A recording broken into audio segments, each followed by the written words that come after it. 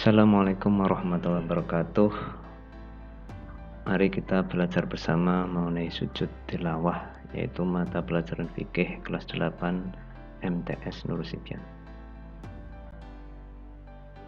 Sujud tilawah adalah sujud yang dibaca ketika seseorang menemukan ayat sajadah saat melakukan sholat maupun membaca atau mendengar dari Al-Quran. Ayat sajadah adalah ayat-ayat Al-Quran yang menunjukkan perintah bersujud dan menceritakan kebesaran Allah SWT. Hukum sujud tilawah adalah sunnah.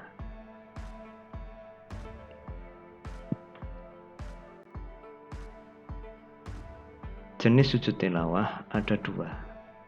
Yang pertama sujud tilawah yang dilakukan di dalam sholat, dan sujud tilawah yang dilakukan di luar sholat.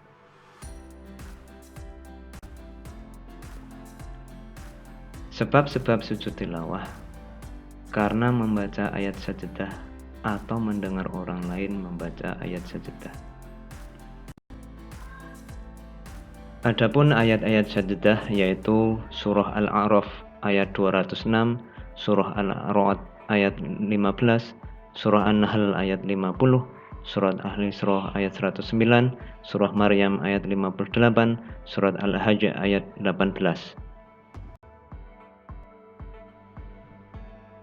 Kemudian surah Al-Hajj ayat 77, surah Al-Furqan ayat 60, surah An-Naml ayat 26, surah As-Sajdah ayat 15, surah Shad ayat 26.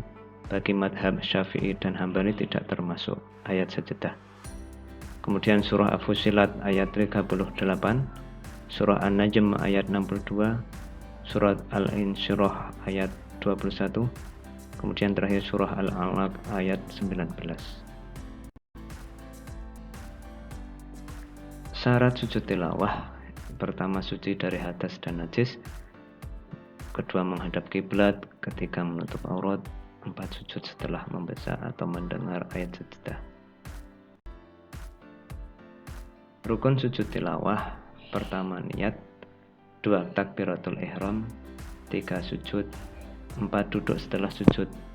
5, salam. 6, tertib. Tata cara sujud tilawah: pertama, menghadap kiblat. Kedua, niat untuk sujud tilawah, nawaitu sujudat tilawati sunatan lillahi ta'ala.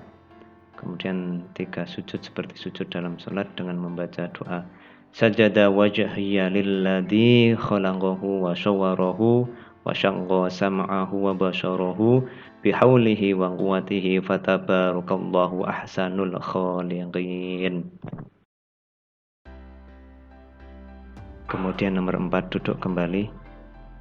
Nomor 5, salam.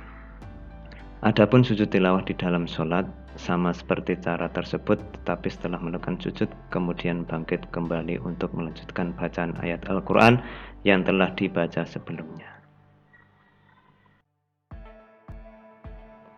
Hikmah sujud tilawah: pertama, menjadi orang yang memuliakan Al-Quran dengan cara menghayati bacaan dan makna Al-Quran. Kedua, terjaga dari pengaruh setan. Ketiga, sebagai sarana memperbaiki hubungan dengan Allah SWT. Keempat, dijauhkan dari sifat sombong. Demikian kurang lebihnya, mohon maaf. Assalamualaikum warahmatullahi wabarakatuh.